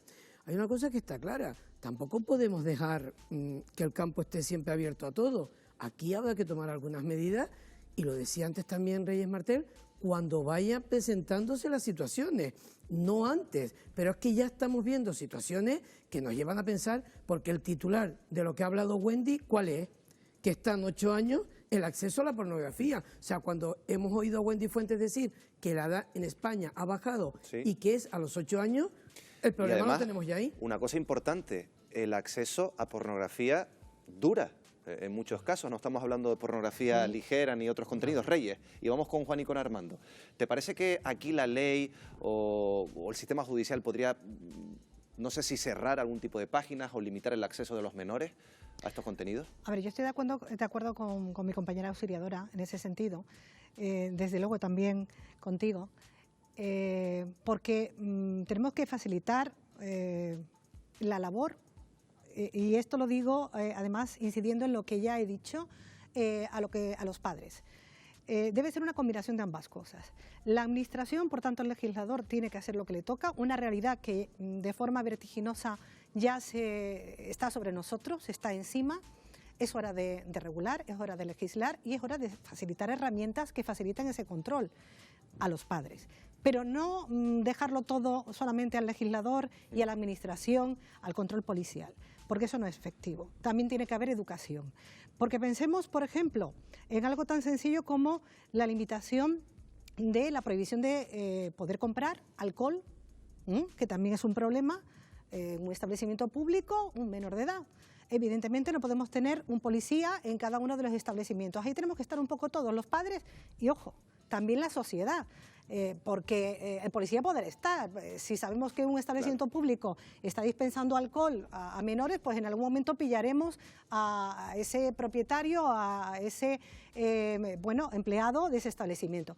Pero es un asunto de todos. Estoy de acuerdo con Auxiliadora y es momento ya de tomar el toro por los cuernos, pero la educación evidentemente es esencial. Y no solamente de la familia, de la sociedad en general. Armando, Juan. Bueno, de acuerdo en la necesidad de restringir esto, evidentemente. Mi duda se plantea si técnicamente en el escenario actual es posible. ¿En Reino Unido lo dejaron por esos problemas? Tengo serias dudas sobre el hecho de que sea posible. Evidentemente estoy de acuerdo en la necesidad de restringir con determinados contenidos a menores, pero en general y en todo lo que se refiere a contenido, primero, es verdad que no podemos trivializar que las nuevas tecnologías, los videojuegos, no hay que tener nada de precaución con esto, ni con las redes sociales, evidentemente no. Pero tampoco podemos demonizar y culpar directamente a esas plataformas, a esos nuevos escenarios. Creo que lo que ha dicho Reyes es súper importante. Tenemos que empezar a subrayar que las familias tienen una responsabilidad. Yo creo que no debemos olvidar que somos animales sociales. Podemos ser los padres más perfectos, pero nuestros hijos van a otras casas y se quedan en otras casas. Podemos establecer esos controles que uno puede estar de acuerdo, pero luego van a otras. Yo recuerdo una madre, una vecina muy pejiguera con mi madre, porque a los 10 años me dejaba ver Coca-Cola, me decía que mi hijo, que yo iba a ser un adicto, y el compañero, el amigo del barrio, acabó enganchado. No bebió Coca-Cola, pero se enganchó a otras cosas después, ¿no? Entonces creo que hay que tener en cuenta eso, sobre todo por lo que las películas de Rombo, claro, ¿no? También te las dejaba ver. Claro, no, yo cuando la pornografía era levantar el colchón de mi padre y aquella revista con unas tetillas que se veía. Eso era la pornografía que a mí no estamos hablando de la misma pornografía. Pero ahora sí habría que coger y ponerle a tu hija y a tu hijo, cuando tiene 15, 16 años, pornografía. Y explicarle a la niña lo que decía Auxiliadora. Mira, aquí la mujer es una esclava sexual, no es una relación sexual, sentimental. Y eso hay que decírselo, y para eso hay que enseñárselo, y no dejar que lo descubra en casa de la amiga sin que le expliquen lo que se ve en el porno. Volvemos a la familia, es lo que estaba diciendo. Claro. Pues precisamente, perdona Pedro, hablando de la familia, de los padres, yo se lo planteaba al inicio del programa Reyes Martel. Muchos padres creen que este control debe pasar por espiar el móvil a sus hijos. Lo que pasa es que en España prevalece el derecho de la intimidad de los menores. Esto es una polémica que la tenemos en la sociedad, que la tenemos sobre la mesa y que nosotros hemos preguntado a dos expertos, a dos psicólogos. Esto es lo que nos han dicho. ¿Los menores deben de tener teléfono móvil con acceso a Internet? ¿A partir de qué edad es recomendable? No le podemos ocultar que eso existe, que la instantaneidad, ¿no?, que te da el Internet a la hora de comunicarte con los demás. Entonces, bueno, pues ¿qué diría yo? 14 años. Yo pienso que hay que separar dos grupos, la cuestión de menores, los menores de 12, 13 años y los menores mayores de 14 años.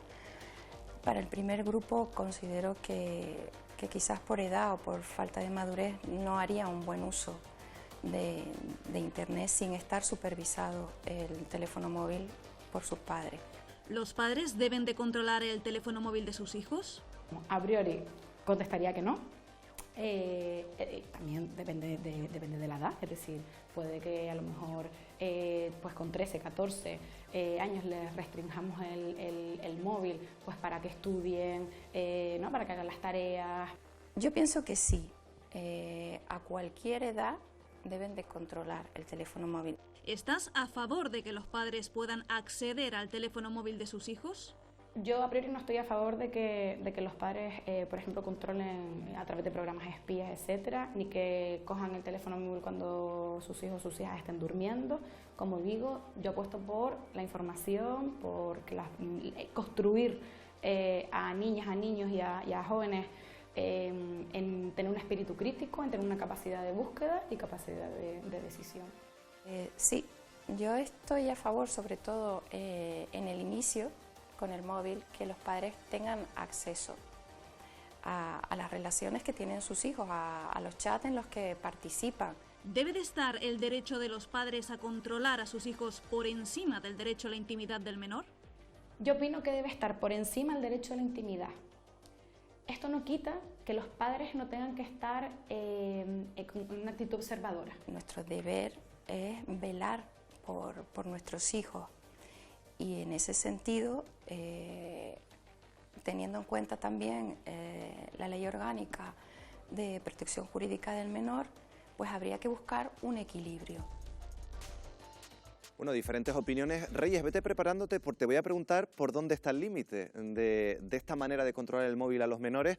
Piénsatelo, pero sí me gustaría preguntarle a todos muy brevemente si ellos optarían por ese control, por, no sé si llamarlo espionaje, Pedro. Yo creo que el planteamiento y una posibilidad, al menos que hasta por la propia experiencia lo he hecho, es un contrato. Es decir, en el momento nosotros ponemos en manos de nuestros hijos, de nuestras hijas, un móvil. Y somos nosotros los que decidimos. Al momento de darlo, firmamos un contrato con ellos y pactamos en qué condiciones. O sea, un acuerdo con tus hijos. Un acuerdo y firmado. Y desde ahí, el uso y la posibilidad de que el padre y la madre tenga acceso a los contenidos es obvio. Y ellos lo están firmando, ellos están aceptando esa posibilidad. Hay una cosa que está clara, Miguel Ángel, cada chaval es un mundo, ¿no?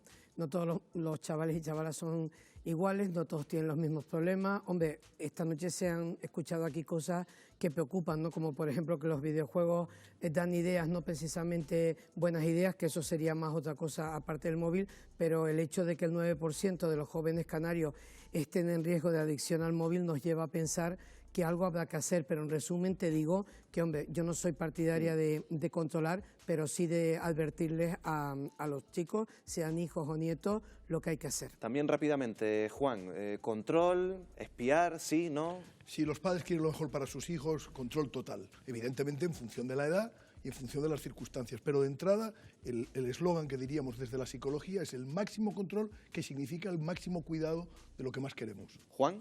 Yo sí, yo quiero educar a mis hijos y los educo en libertad, pero con acompañamiento y enlazando con el reportaje, no a la contraseña a tu novio ni a tu novia, pero a mí la contraseña sí, en el contrato, como dice Pedro. A los padres. Armando, claro. ¿Contraseña para los padres? ¿Acceso total? Control progresivo. Sí, yo creo que a menores la edad, mayor el control, después tenemos que ir incidiendo en el tema de la tutela y después yo creo que educación por el camino, ¿no? También, si vamos a cargar a las familias con la responsabilidad que yo creo que tienen, también tenemos que darles herramientas para que conozcan cómo poder ejercer ese control. Creo que el derecho a la intimidad, en todo caso, de un menor no debe estar nunca por encima de la obligación de protegerle de sus padres. Bueno, vamos con esa discusión. Reyes, te hemos dejado tiempo, porque está claro que el derecho a la intimidad, en principio la ley lo antepone, el derecho a la intimidad de los menores, pero no en todos los casos.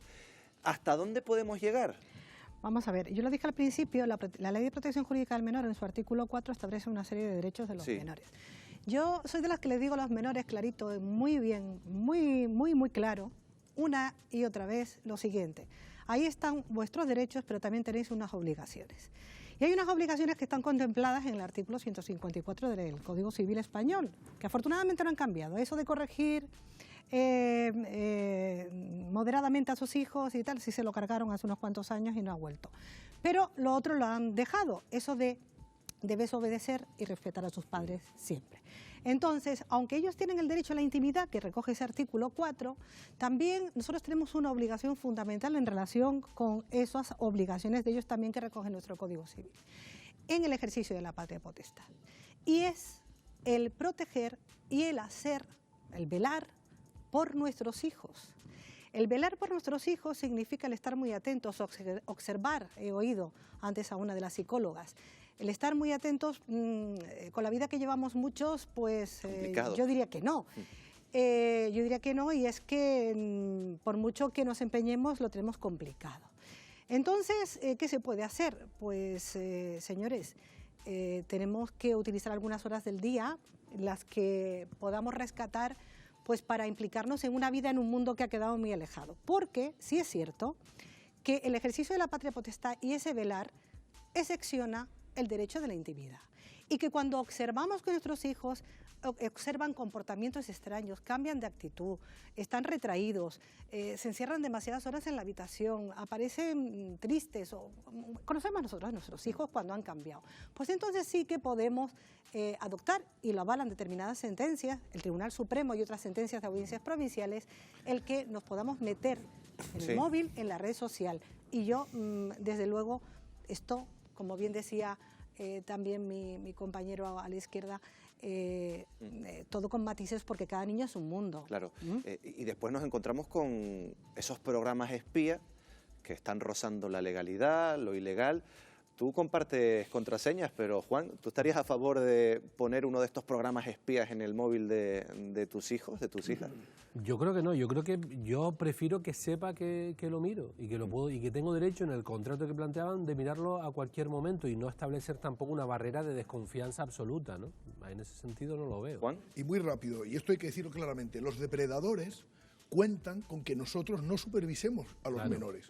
Y ahí es su baza. Su baza es que el menor sienta miedo, sienta culpa, sienta vergüenza y no comunique a sus padres determinadas acciones. Por lo tanto, claro que hay que velar por el bien de nuestros hijos. Sí, sí, por supuesto, mínimo. Hay una cosa clara, en el reportaje se ha oído una cosa de un chaval, no vi el nombre, pero sí que era un chaval rubio, que dijo que reconocía abiertamente que cada día son más controladores. Y Juan García Luján decía, desde luego, nada de dar las contraseñas a los pibes, al amigo de turno, pero sí a los padres. Es que si ellos mismos ya reconocen que cada día son más controladores, algo hay. Más cosas también que tiene que ver con muchos menores. El gasto en juegos, en apuestas, ha crecido en nuestro país en los últimos años. La ley impide a los menores pues entrar en este tipo de plataformas, apostar, jugar en este tipo de plataformas online, pero ya sabemos que muchos adolescentes, Wendy, están enganchados a este tipo de apuestas. Efectivamente, Miguel Ángel, tanto es así que los canarios gastamos en 2016 unos 46 millones de euros en las casas de apuestas, una cantidad que en la actualidad se ha duplicado hasta alcanzar los 93 millones. Pero el aumento no queda ahí, ya que también crece el número de locales donde practicar esta actividad. En Canarias hay 36 licencias oficiales de casas de apuestas, 19 en Gran Canaria, 3 en la isla de Tenerife y 4 en la isla de Lanzarote. Pero los establecimientos en los que se pueden hacer apuestas son muchos más. ¿Cuál es la razón? Pues el motivo es que hay locales que pueden instalar terminales de juego sin que sean considerados estrictamente como casas de apuestas. Es el caso, por ejemplo, de las cafeterías, donde se ubican los denominados corners o esquinas de juego y que se extienden por todo el archipiélago. Pero, ¿cómo es posible que esto suceda? Aquí quien hizo la ley hizo la trampa. Entonces, si una persona, un empresario en el objeto social entremezcla actividades, pues efectivamente nos encontramos ya no con 37, nos encontramos con cientos de casas de apuestas que están relativamente veladas, ¿vale? Porque hay una máquina recreativa o hay una máquina de videojuegos, etcétera, etcétera. Es jugar un poco con la confusión. El inspector a día de la fecha está un poco atado de pies y manos. ¿Por qué? Por la laguna preexistente que hay. Ante el rápido crecimiento del número de ludópatas, muchos de ellos menores de edad, las administraciones públicas pretenden tomar medidas para afrontar un problema que ocasiona también trastornos psicológicos, divergencias familiares y hasta abandono escolar. Hay que empezar por cambiar la ley. El reglamento que hay actualmente, para que nos entendamos, es un reglamento tributario y fiscal. Una normativa francamente obsoleta de cara a que las haciendas locales cobren su cuota de participación. Aunque las competencias en esta materia las tienen las comunidades autónomas, el Gobierno de España pretende que las casas de apuestas no abran hasta después de las 10 de la noche. También plantea regular la publicidad e incrementar los controles para que los menores no tengan acceso. Y además anuncian esto. Y vamos a reorientar la tasa de gestión administrativa del juego de los operadores en línea para destinar un porcentaje a iniciativas preventivas de sensibilización y reparación de los efectos negativos de la actividad del juego. El Parlamento de Canarias, por su parte, ha aprobado una proposición no de ley que insta al Gobierno a frenar la concesión de licencias de forma cautelar. Además, este año la actividad pasa a tributar al tipo máximo de IJIC, es decir, del 10 al 15%. ¿Son todas estas las medidas adecuadas para controlar así las apuestas y sus consecuencias? Lanzo esta pregunta, Miguel Ángel, a la mesa, porque quizás aún así tampoco es suficiente. Las recogemos esa cuestión, Wendy. Armando, ¿se están tomando las medidas necesarias para controlar? Me parece que sí es cierto que hay una concienciación general e institucional en que esto está siendo un problema, ¿no?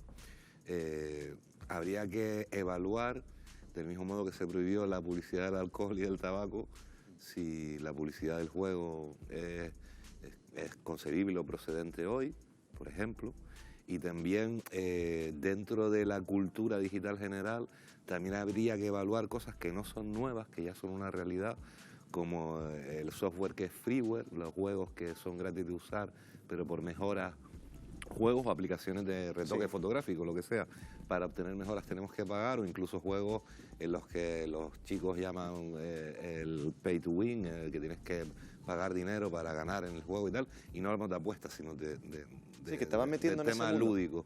Y es verdad que esa cultura digital no es del todo saludable. Juan, yo sé que tú tienes experiencia en este tema.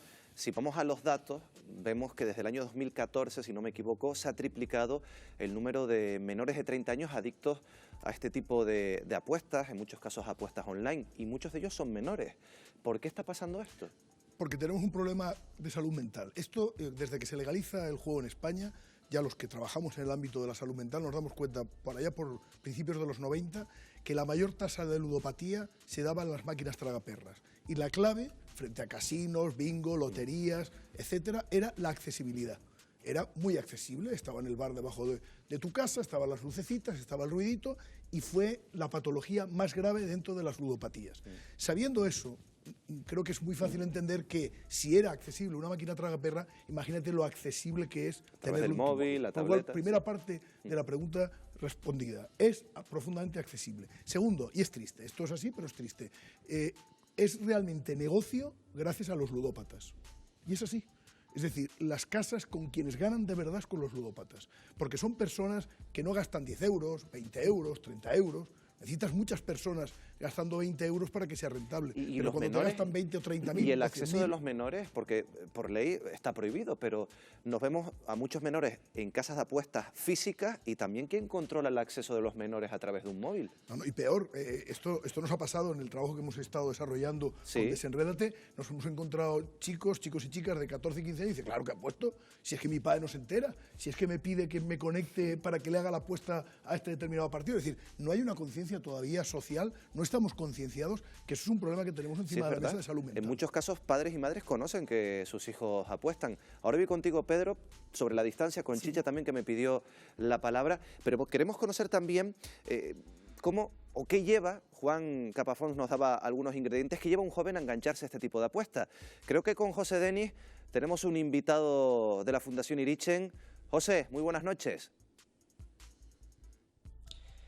Buenas noches, pues efectivamente aquí en la Fundación Canaria Irichen, entre otras muchas cosas, trabajan con la adicción de jóvenes a las apuestas online o a las casas de apuestas. Estamos con Jorge Hernández, que es el presidente. Jorge, en tan solo los últimos 5 años, desde que han proliferado las casas de apuestas online, ¿cómo ha cambiado el perfil del adicto y cómo ha aumentado el número de menores con adicción al juego? Ha aumentado el número de menores en adicción, pero sobre todo en el abuso, no en el uso, sino ya en el abuso del juego online. y funcionan con el mismo mecanismo de que las otras adicciones, porque es una estimulación del sistema de recompensa cerebral, con lo cual tienen el mismo mecanismo, pero sí ha bajado las edades y ha aumentado de forma, yo creo que llamativa. ¿Cuál es el perfil de ese tipo de jóvenes? Son gente joven que muchas veces acaban metidos dentro porque se aburren o porque ven el dinero fácil, porque descubren que les incentivan, después tienen grandes jugadores, personas cantantes, personas que tienen cierta relevancia social y que hacen publicidad, y la publicidad esa es importante porque además es dañina. Y yo creo que ese es más o menos el tipo de jóvenes que están cayendo en ese tipo de situaciones, porque además se les dice que van a ganar mucho dinero. La ludopatía antes era más perceptible porque veíamos al adicto apostando prácticamente en público, pero ahora con Internet la privacidad de la apuesta hace que sea más adictiva.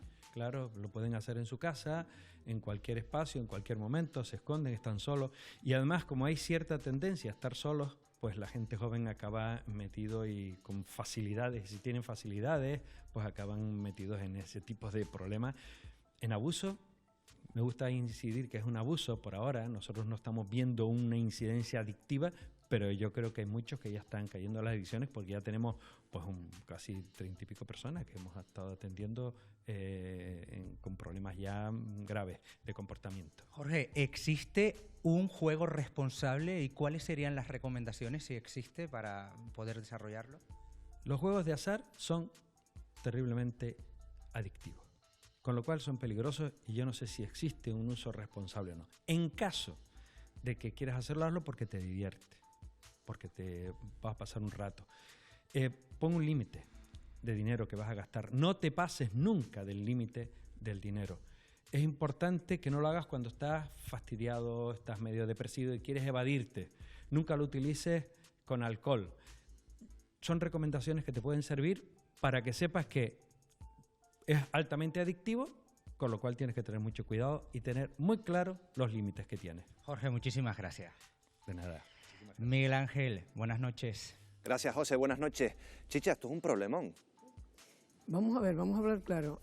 Oyendo, por supuesto, la entrevista que ha hecho José Denis a Jorge, todos tenemos que llegar a una conclusión, que el problema del juego online va en progresión geométrica, no aritmética. O sea, esto se nos va a ir de las manos si no se pone, digamos, un tope. Pero hay una cosa que está clara. A lo largo de esta noche hemos oído frases que nos han llamado la atención, pero a mí también me ha llamado la atención una de ellas cuando decían que el Estado, cuando la gente estaba sin móvil, tenía una sensación de ansiedad, inseguridad y demás.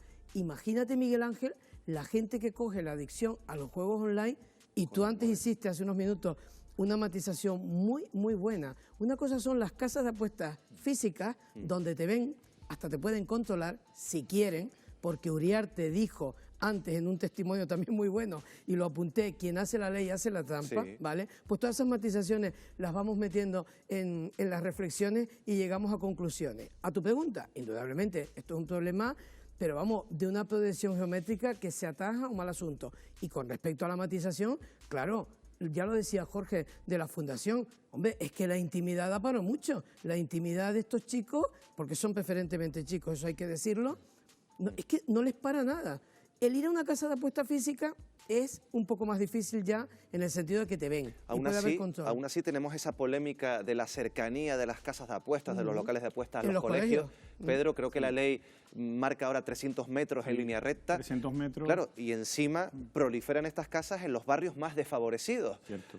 ¿Habría que ampliar la distancia? ¿Habría que prohibir las casas físicas? Nosotros entendemos que, sobre todo, cuando desde la cercanía de los centros educativos, la propia ley del juego en Canarias ya lo recoge, incluso para bares a 50 metros de un centro escolar y 300 cuando ya es otra entidad mayor, como la que comenta.